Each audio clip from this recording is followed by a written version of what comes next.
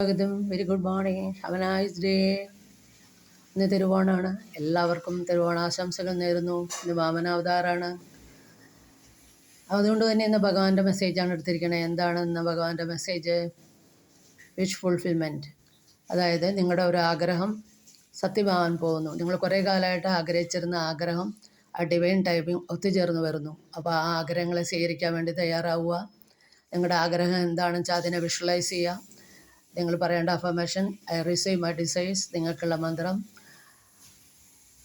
ഓം ക്ലീ കൃഷ്ണായ നമഃ 27 times chant ചെയ്യുക, നിങ്ങളുടെ വിഷ്ണെ അട്രാക്റ്റ് ചെയ്യാൻ വേണ്ടി. അപ്പോൾ ഇന്ന് വാമനാവതാരാണെന്ന് പറഞ്ഞല്ലോ. വാമനാവതാരം എന്ന് പറഞ്ഞാൽ മഹാബലി ചക്രവർത്തി, അസുര ചക്രവർത്തിയായിരുന്ന മഹാബലി ചക്രവർത്തി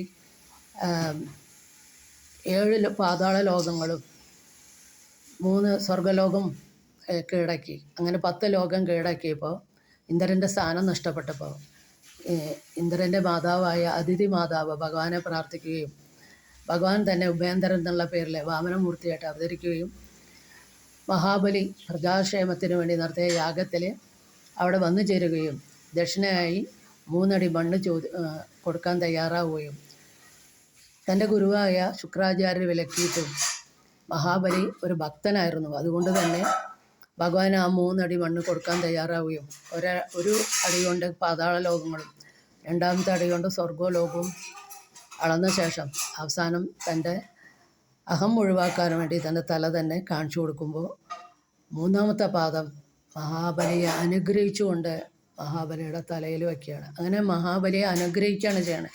ഇവിടെ ഭഗവാൻ മഹാബലിക്ക് സുതലം എന്നുള്ളൊരു രാജ്യം തന്നെ കൊടുക്കുകയും അവിടെ കാവൽക്കാരനായിട്ട് നിൽക്കുകയും കൂടാതെ അടുത്ത ഇന്ദ്രൻ മഹാബലി ആയിത്തീരുകയും പറഞ്ഞ് ആ വാമനമൂർത്തി മഹാബലിയെ അനുഗ്രഹിച്ച ദിവസം കൂടിയാണ് ഇന്ന്. അതുകൊണ്ട് എല്ലാവർക്കും വാമനമൂർത്തിയുടെ, ഭഗവാന്റെ 5ാമത്തെ അവതാരമായ വാമനമൂർത്തിയുടെ അനുഗ്രഹം എല്ലാവർക്കും ഉണ്ടാവട്ടെ എന്ന് പ്രാർത്ഥിക്കുന്നു. എല്ലാവർക്കും ഒരിക്കൽ കൂടി ഓണാശംസകൾ നേരുന്നു. Thank you.